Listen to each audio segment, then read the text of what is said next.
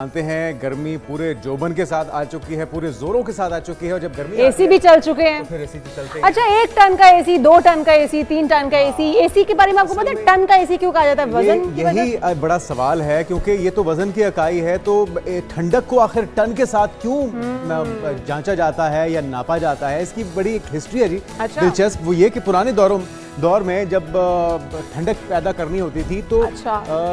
बर्फ लाई जाती थी टनों के हिसाब से, मुख्तलिफ मवेशियों पे लाद के पहाड़ों से, और उसको इस्तेमाल किया जाता था। और ये बादशाहों के कमरों को ठंडा करने के लिए इस्तेमाल किया जाता था और जितना बड़ा हुजम कमरे का होता था उसी हिसाब से वहाँ पर टन के हिसाब से 1 टन, 2 टन या 3 टन का बर्फ का तोदा रखा जाता था, जिसके बाद वो कमरा ठंडा हो जाता था।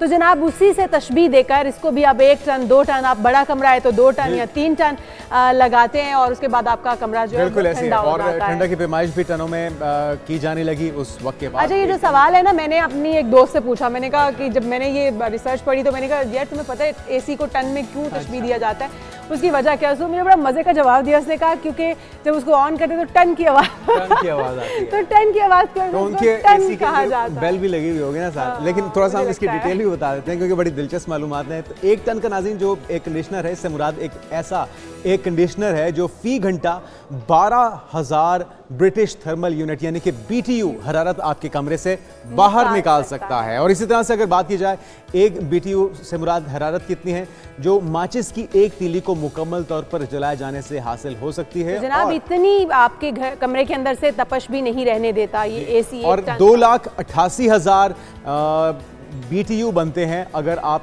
1 टन का आपके कमरे में एसी लगा हुआ है। और 24 घंटे अगर आप चाहते हैं कि आपने एक मोमबत्ती को पिघलाना है तो 1 घंटे में आपका जो एसी है वो 2,88,000 अच्छा, फ्रोजन है उसे कमरे से बाहर निकाल अगर एक मोमबत्ती पिघल जाएगी तो इसका मतलब है कि फ्रोजन टेम्परेचर है और आप उसके अंदर जो है वो आप रह नहीं सकते हैं, इसलिए आप उसको एक हद तक इस्तेमाल करते हैं और फिर उसके बाद आपको बंद करना पड़ता है। तो जनाब आपको टन की तो अच्छे से समझ आ गई होगी कि ये टन की आवाज से तशबीह नहीं दी गई है इसको, इसलिए इसको 1 टन 2 टन का एसी नहीं कहा जाता बल्कि बर्फ के साथ। बिल्कुल जी। पुराने वक्तों में क्योंकि ठंडक के लिए बर्फ का इस्तेमाल होता था, टनों में लाई जाती थी, इसलिए अब ठंडक को जांचने के लिए, मापने के लिए टन का ही इस्तेमाल किया जाता है। उसको अगर आसान ज़बान में कहा जाए तो आप उसको उसकी कैपेसिटी के हिसाब से टन का नाम दे सकते हैं कि वो आपके कमरे से के अंदर कितनी कूलिंग कर सकता है।